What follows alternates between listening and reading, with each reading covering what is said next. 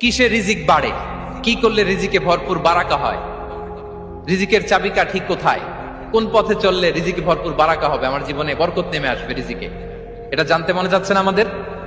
হ্যাঁ, কষ্ট হচ্ছে আপনাদের? কষ্ট হচ্ছে? তাহলে কি করলে রিজিকে ভরপুর বারাকা হয়, কি করলে আমার জীবনে ভরপুর বারাকা নেমে আসে, এই পয়েন্টটাতে আমরা একটু আলোকপাত করি।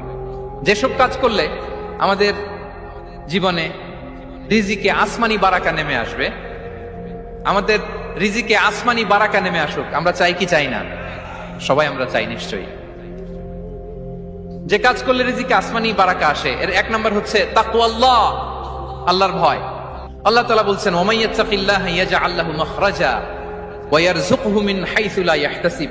যে আল্লাহকে ভয় করে, যে আল্লাহ সচেতন, আল্লাহ তাকে মাখরাজ, মাখরাজ মানে কি জানেন? ওই যে এক্সিট লেখা না এদিকে, এই এক্সিটকে আরবিতে বলে মাখরাজ, মানে কোথাও